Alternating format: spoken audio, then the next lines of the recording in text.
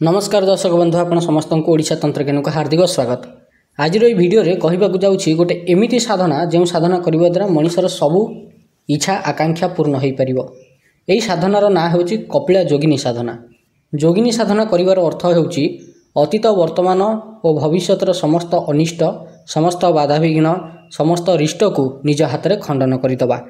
जोगिनी साधना basically जोगिनी चक्र उपर करा जाए, किंतु आज वीडियो रे आपन को गोटे एमिति जोगिनी साधना देवाकू जाउछि जहाँ अति सहज सरल आउ शीघ्र प्रत्यक्ष फलदायी। कपिला जोगिनी देवी अत्यंत सौम्य स्वरूपर देवी जहाँकर पूजा उपासना सकाळ भोर 4टारू करा जाए।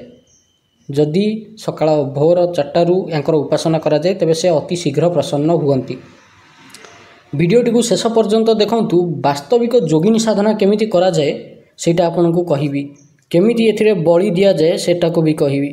आज पर्यंत एमिति बोध हुए कौन सी ओडिया तंत्र चैनल नथिबो जे कि जोगिनी साधना दउथबे ताहा पुनी बळी माध्यम रे। अनेक किछि ए जिंस जानिया को मिलिबो तंत्र विषय रे, जोगिनी साधना विषय रे। एनु वीडियोटी को शेष पर्यंत देखंतु। बेसिकली जोगिनी तंत्र आमर ओडिशा रु ही सृष्टि हेछि, ओडिशा रु ही डेवलप हेइकरी बाहर को जाइछि।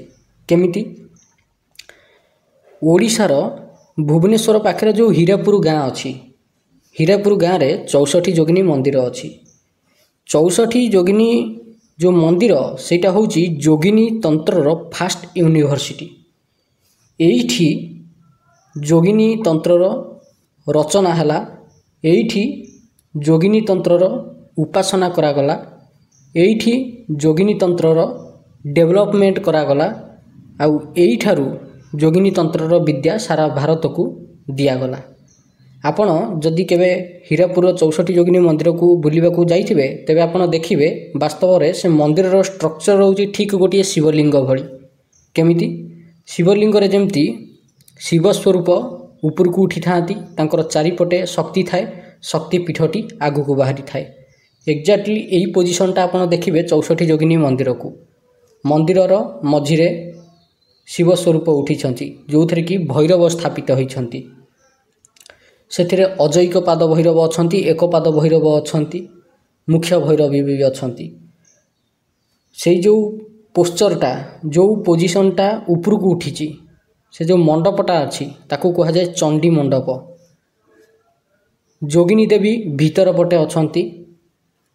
टोटाल 63टी जोगिनी देवी से मंदिर भितर स्थापित होइछंती, गोटिए जोगिनी देवी नाहांती। जो शक्तिपीठ आपण देखौछ आपण को बाहर को आसुची जोटा शक्तिपीठ, से शक्तिपीठर द्वार मुहरे 2 जण द्वारपाल अछंती।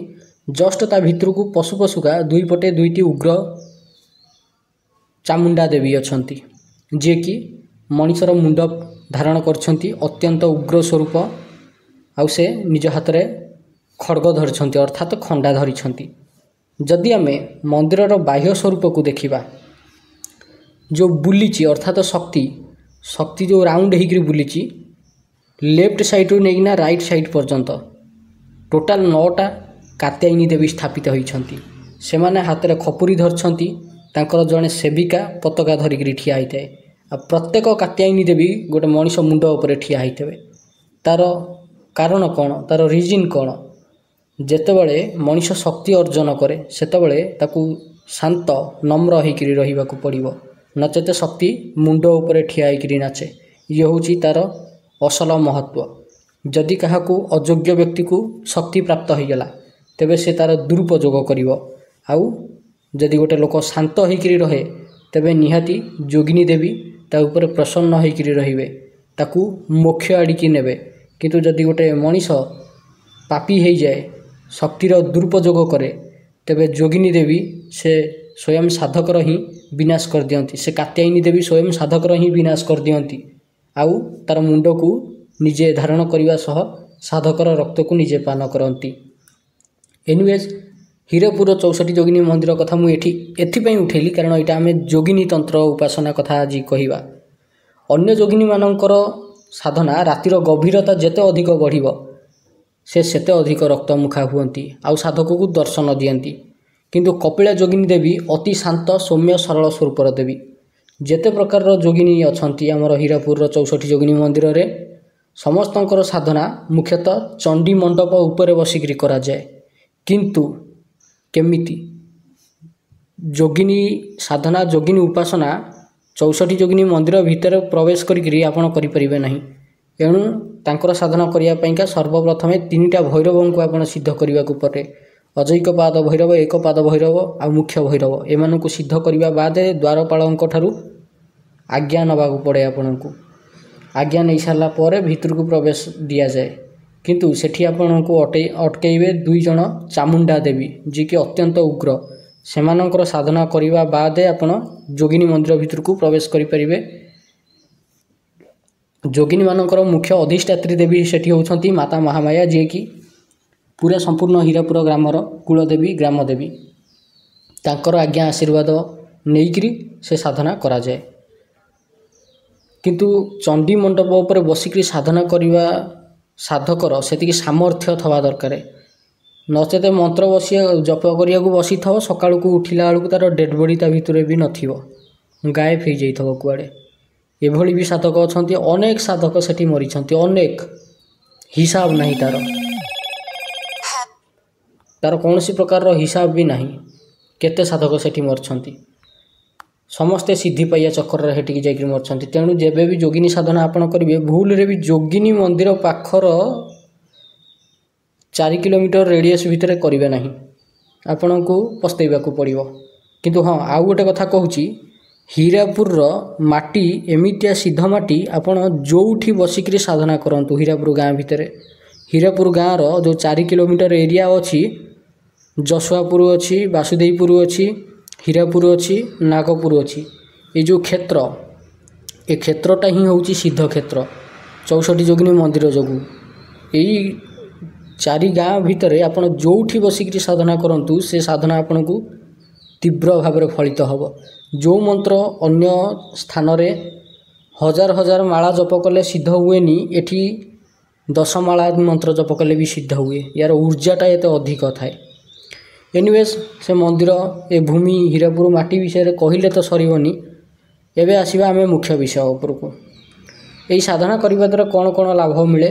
ଋଣ ଭୟ ଦୂର ହୁଏ। ଯଦି ଆର୍ଥିକ ସମସ୍ୟା ଏତେ ଅଧିକ ଲାଗି ରହୁଛି ଯେ ବାରମ୍ବାର ଆପଣଙ୍କୁ ଲୋନ୍ ବା ଧାର ଉଦ୍ଧାର କରି ବଞ୍ଚିବାକୁ ପଡ଼ୁଛି, ତେବେ ସେଭଳି କ୍ଷେତ୍ରରେ ଆପଣ ନିଶ୍ଚୟ ସାଧନା କରନ୍ତୁ। ଏମିତିରେ ଯଦି ଆର୍ଥିକ ସମସ୍ୟା ରହୁଛି, ସବୁବେଳେ ଗୋଟେ କଥା ମନେ ରଖିଥିବେ ଯେ ମାତା ମହାଲକ୍ଷ୍ମୀଙ୍କର ସାଧନା ହେଉଛି ଅଦ୍ୱିତୀୟ। ଯେମିତିଆ ଘୋର ଅସୁବିଧାର ସମ୍ମୁଖୀନ ହୁଅନ୍ତୁ ନା କାହିଁକି, କନକଧାରା ସାଧନା, ଅଷ୍ଟଲକ୍ଷ୍ମୀ ସାଧନା, ସହସ୍ରଲକ୍ଷ୍ମୀ ସାଧନା, ବସୁଧା ଲକ୍ଷ୍ମୀ ସାଧନା ଇତ୍ୟାଦି କରନ୍ତୁ। ଦେଖିବେ ନିଜେ ଫିଲ୍ କରିବେ ଯେ ଯେଉଁଠି ଆପଣଙ୍କର ଟଙ୍କା ଖର୍ଚ୍ଚ ହୋଇଯାଉଥିଲା, ସେଠି ଆପଣଙ୍କ ପାଖରେ ଟଙ୍କା ରହିବାକୁ ଲାଗୁଛି। ଯେଉଁଠି ଅନ୍ୟ ଆଗରେ ହାତ ପତେଇବାକୁ ପଡ଼ୁଥିଲା, ସେଠି ଆପଣଙ୍କ ସାମ୍ନାରେ ଲୋକ ହାତ ପତାଉଛନ୍ତି। ଯଦି ଏତେ ବଡ଼ ବଡ଼ ସାଧନା କରି ନ ପାରିବେ, ତେବେ ଦକ୍ଷିଣାବର୍ତ୍ତୀ ଶଙ୍ଖ ଉପରେ ମହାକମଳିନୀ କଳ୍ପ ପ୍ରୟୋଗ କରନ୍ତୁ। ଗୋଟିଏ ଦିନର ସାଧନା, ଗୋଟିଏ ଦିନ କ'ଣ, ମାତ୍ର 1.5 ଘଣ୍ଟାର ସାଧନା। ଲକ୍ଷ୍ମୀ ସମ୍ମୋହନ ପ୍ରୟୋଗ କରନ୍ତୁ, ତାହା ବି ଗୋଟିଏ ଦିନର। ମହାଲକ୍ଷ୍ମୀ ସର୍ବତୋଭଦ୍ରା ପ୍ରୟୋଗ କରନ୍ତୁ, ଗୋଟିଏ ଦିନର। ବ୍ୟାପାର ବୃଦ୍ଧି ଯନ୍ତ୍ରର ପ୍ରୟୋଗ କରନ୍ତୁ, ଗୋଟିଏ ଦିନର। ଶଙ୍ଖ ଉପରେ ବାରମ୍ବାର କଳ୍ପ ପ୍ରୟୋଗ କରନ୍ତୁ। ଏସବୁ ପ୍ରୟୋଗ ଦିନିକିଆ, ଏଣୁ ୟାକୁ କରିବା ଦ୍ୱାରା ନିଶ୍ଚିନ୍ତ ଟଙ୍କା ଆଗମନର ରାସ୍ତା ଖୋଲିଯାଏ। ତନ୍ତ୍ରକୁ ଭାରି ସାବଧାନତାର ସହ ପ୍ରୟୋଗ ଯଦି କରିଦେଲେ, ତେବେ ଏହି ତନ୍ତ୍ର ବଳରେ ହିଁ ଆପଣ ଉପରକୁ ଉଠିଯିବେ।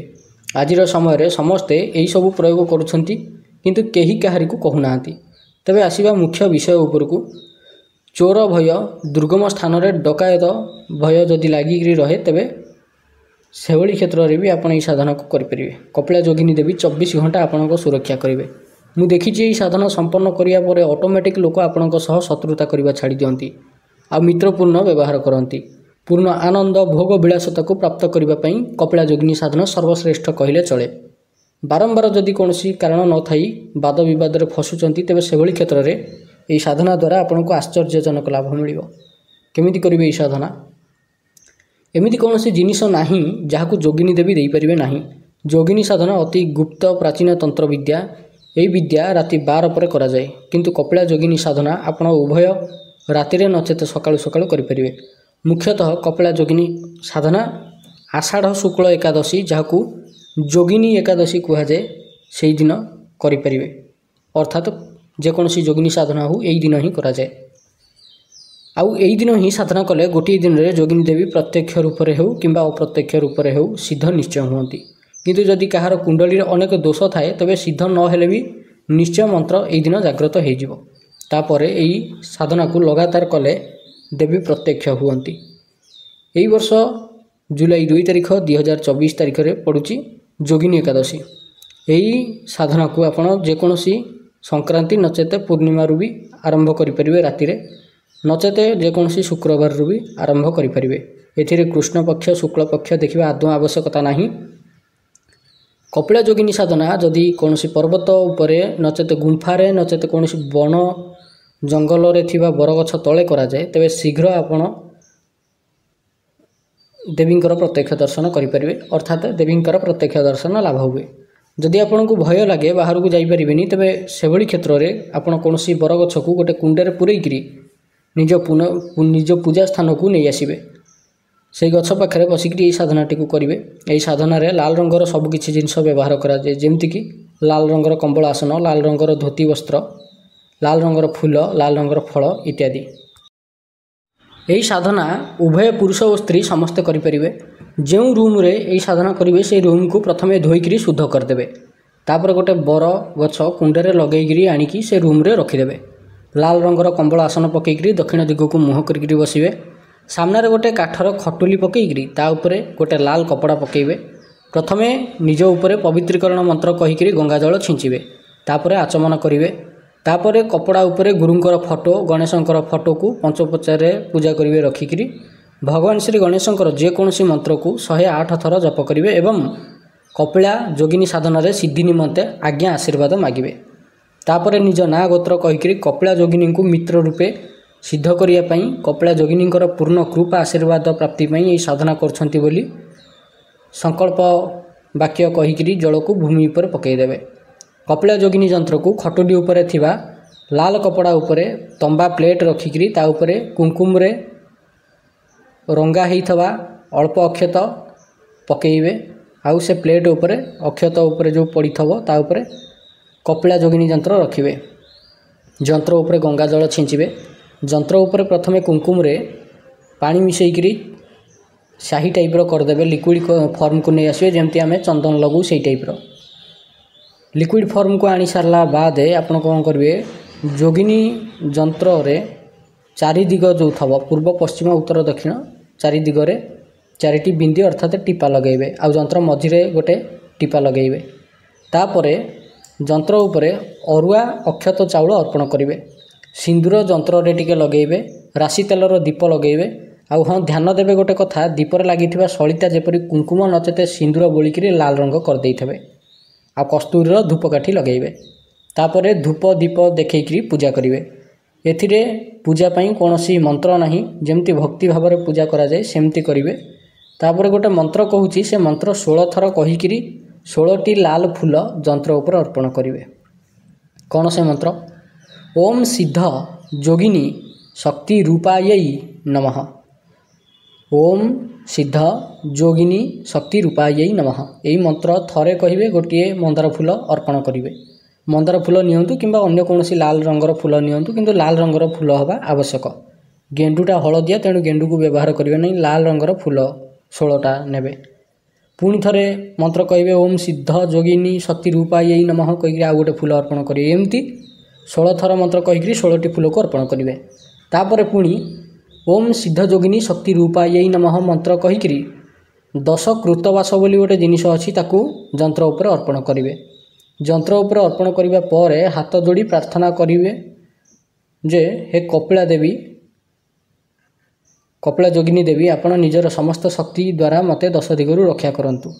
तापर गोटे अंगूर नचेते लाउ, अंगूर नचेते लाउ जदि आपण सात्विक रीति साधना करछंती तेबे अंगूर नचेते टिके तामसिक बा राजसिक जदि अछंती तेबे लाउ को सीधा रखिकरी छुरी रे काटिबे। अंगूर को छिड़ेला बेले जो तार जो ऊपर डेम्फ लगी थाए से जो पोस्चर रे थाए जो पोजिशन रे थाए सही पोजिशन रे आपण भूमि ऊपर रखिकरी छुरी रे काटिबे। काटिले याकू कहंती बळी, अर्थात फलर बळी देवे। बळी देइकरी कहिबे हे देवी बळी स्वीकार करंतु। आमे जेमती झुणार धूप देउ सेही भली लोबान रो धूप से रूम रे देवे। ଏହି ସାଧନାରେ ଯେଉଁ ମାଳା ବ୍ୟବହାର କରାଯାଏ ସେ ମାଳାକୁ କହନ୍ତି ରକ୍ତବର୍ଣ୍ଣିଆ ମାଳା। ଏଣୁ ଆପଣ ରକ୍ତବର୍ଣ୍ଣିଆ ମାଳାରେ ମୁଖ୍ୟ କପିଳା ଯୋଗିନୀଙ୍କର ମନ୍ତ୍ର 11 ମାଳା ଜପ କରିବେ। ମନ୍ତ୍ରଟି କ'ଣ? ଓମ୍ ଶ୍ରୀମ୍ କ୍ଲିମ୍ କ୍ରିମ୍ କପିଳା ଯୋଗିନେଇ ହୁମ୍ ଫଟ୍। ଓମ୍ ଶ୍ରୀମ୍ କ୍ଲିମ୍ କ୍ରିମ୍ କପିଳା ଯୋଗିନେଇ ହୁମ୍ ଫଟ୍। ଗୋଟେ କଥା ଧ୍ୟାନ ରଖିବେ ଯେ ଯେବେ ମନ୍ତ୍ର ଜପ କରିବେ ଦୀପର ଜଳନ୍ତା ଅଗ୍ନିଶିଖା ଉପରେ ନିଜର ସମ୍ପୂର୍ଣ୍ଣ ଧ୍ୟାନ କେନ୍ଦ୍ରିତ କରିକି ରଖିବେ। ଠିକ୍ 21 ଦିନ ନଚେତ 41 ଦିନ ପର୍ଯ୍ୟନ୍ତ ଏ ସାଧନା କରିବେ। ଧ୍ୟାନ ଦେବେ ଗୋଟେ କଥା, ଯେମିତି 21ତମ ନଚେତ 41ତମ ଦିନ ପୂର୍ଣ୍ଣିମା ପଡ଼ୁଥିବା ଆବଶ୍ୟକ। ନଚେତ 41ତମ ଦିନ ଯଦି ପୂର୍ଣ୍ଣିମା ପଡ଼ୁନାହିଁ ତେବେ ଅମାବାସ୍ୟା ପଡ଼ିଲେ ବି ଚଳିବ, ନଚେତ ସଂକ୍ରାନ୍ତି ପଡ଼ିଲେ ବି ଚଳିବ, ନଚେତ ଶୁକ୍ରବାର ପଡ଼ିଲେ ବି ଚଳିବ। 41 ଦିନ ପର୍ଯ୍ୟନ୍ତ ଯଦି ସାଧକ ସମ୍ପୂର୍ଣ୍ଣ ନୀତି ନିୟମ ନିଷ୍ଠା ଭିତରେ ରହିକରି ସାଧନା କରେ ତେବେ 8ରୁ 10 ଦିନ ପରେ ତାକୁ ଅନୁଭୂତି ହେବା ଆରମ୍ଭ ହୋଇଯାଏ ଯେ ତା ପାଖରେ କେହି ଜଣେ ଅଛନ୍ତି। ଆଉ ଯଦି କୌଣସି ଅନୁଭୂତି କିଛି ନ ହୁଏ ତେବେ ଲଗାତାର 1 ବର୍ଷ ପର୍ଯ୍ୟନ୍ତ ଏହି ସାଧନାକୁ ଯଦି ଗୋଟେ ସାଧକ କରିପାରିବ ତେବେ ନିଶ୍ଚୟ ଏ ଶକ୍ତି ତା ସାମ୍ନାରେ ପ୍ରତ୍ୟକ୍ଷ ହେବେ। ଗୋଟେ କଥା ମନେ ରଖିବେ ଯେ 1 ବର୍ଷ ଭିତରେ ନିଜର ସମସ୍ତ ଶକ୍ତି ସହ କପିଳା ଯୋଗିନୀ ଦେବୀ ଆସିକରି ସାଧକ ସମ୍ମୁଖରେ ପ୍ରତ୍ୟକ୍ଷ ଠିଆ ହେବେ ହିଁ ହେବେ। ଆଉ ସାଧକ ଯାହା ଚାହିଁବ ତାଙ୍କଠାରୁ ବଚନ ନେଇପାରିବ। କିନ୍ତୁ ଏଠି ଆଉ ଗୋଟେ କଥା ମନେ ରଖିବେ ଯେ ଦେବୀ ପ୍ରତ୍ୟକ୍ଷ ହେଲେ ଭୁଲରେ ବି ତାଙ୍କୁ ମା ବୋଲି ସମ୍ବୋଧନ କରିବେ ନାହିଁ, କାରଣ ଆପଣ ତାଙ୍କୁ ମିତ୍ର ରୂପରେ ସିଦ୍ଧ କରିଛନ୍ତି। ଇଏ ହେଉଛି ବାସ୍ତବିକ ଯୋଗିନୀ ସାଧନା, ଯାହାକୁ ବୋଧହୁଏ ମୁଁ ଓଡ଼ିଆ ଚ୍ୟାନେଲ ମାନଙ୍କରେ ପ୍ରଥମ ଥର ପାଇଁ ଆପଣମାନଙ୍କ ସାମ୍ନାରେ ଉଜାଗର କଲି ବଳି ବିଧାନ ସହକାରେ। ସମୟ ପାଇଲେ ଉଚ୍ଚିଷ୍ଟ ଗଣପତି ସାଧନା ବି କେମିତି ବାମ ମାର୍ଗରେ ବଳି ଦେଇକରି ସିଦ୍ଧ କରାଯାଏ ସେ ବିଷୟରେ ବି କହିବି। ଆଉ ଗୋଟେ ଥର ଉଚ୍ଚିଷ୍ଟ ଗଣପତି ସାଧନା ସିଦ୍ଧ ହେଲେ ସେ ସିଦ୍ଧ ବିଗ୍ରହକୁ ଯଦି ଆପଣ ଚାଉଳ ବସ୍ତା ଭିତରେ ଗୋଟେ ଥର ରଖିଦେଲେ ଆଉ ପ୍ରତ୍ୟେକ ଦିନ କେବଳ ଦୀପ ସେ ଅମାର ଘରେ ରଖିଲେ ଆପଣ ତା ଭିତରୁ ଯେତେ ଚାଉଳ ଆଣନ୍ତୁ ସେ କେବେ ଶେଷ ହେବନି। ସେ ଚାଉଳ ବସ୍ତା ଗୋଟେ ପ୍ରକାରର ଅକ୍ଷୟ ପାତ୍ର ପାଲଟିଯିବ ଆପଣଙ୍କ ପାଇଁକା। ଏଣୁ ଆପଣ ଯେତେ ତା ଭିତରୁ କାଢ଼ନ୍ତୁ ଚାଉଳ ସେ କଦାପି ଶେଷ ହେବ ନାହିଁ। ଇଏ ହେଉଛି ତା'ର ମୁଖ୍ୟ ସିଦ୍ଧି। ଏନୱେଜ୍ ସେଇଟା ପରବର୍ତ୍ତୀ କଥା। ଏହି ସାଧନରେ ଯେଉଁ ମୁଖ୍ୟ ସାମଗ୍ରୀ ଲାଗେ ସେଇଟା ହେଲା ଯୋଗିନୀ ଯନ୍ତ୍ର, 10 ଯୋଗିନୀ କୃତବାସ, ରକ୍ତବର୍ଣ୍ଣିଆ ମାଳା। ଏହି ସାମଗ୍ରୀ ଯଦି ଆବଶ୍ୟକ ହୁଏ ତେବେ ହ୍ୱାଟ୍ସଆପ୍ରେ ମେସେଜ୍ କରିପାରିବେ। ତେବେ ଆଜି ପାଇଁ ଭିଡ଼ିଓଟି ଏତିକି। ଭିଡ଼ିଓଟିକୁ ଶେଷ ପର୍ଯ୍ୟନ୍ତ ଦେଖିଥିବାରୁ ଅଶେଷ ଧନ୍ୟବାଦ। ଯଦି ଆପଣଙ୍କୁ ତନ୍ତ୍ର ମନ୍ତ୍ର ଯନ୍ତ୍ର ସାଧନା ଶିଖିବା ପାଇଁ ଭଲ ଲାଗେ, ତା ବିଷୟରେ ଜାଣିବା ପାଇଁ ଭଲ ଲାଗେ, ତେବେ ଆପଣ ଆମ ଚ୍ୟାନେଲ୍ ଓଡ଼ିଶା ତନ୍ତ୍ରଜ୍ଞାନକୁ ସବସ୍କ୍ରାଇବ୍ କରନ୍ତୁ, ଯେଉଁଠି ଆମେ ତନ୍ତ୍ର ମନ୍ତ୍ରର ବାସ୍ତବିକ ସାଧନା ସିଦ୍ଧି କେମିତି କରାଯାଏ ତାକୁ ଶିଖାଉ। ଆଉ ସବୁଠୁ ବେଶୀ ଅଥେଣ୍ଟିକ୍ ଇନଫର୍ମେସନ୍ ତନ୍ତ୍ର ସାଧନା ବିଷୟରେ ଦେଉ। ତେବେ ଆଜି ପାଇଁ ଭିଡ଼ିଓଟି ଏତିକି। ଭିଡ଼ିଓଟି ସମ୍ପୂର୍ଣ୍ଣ ଦେଖିଥିବାରୁ ଅଶେଷ ଧନ୍ୟବାଦ।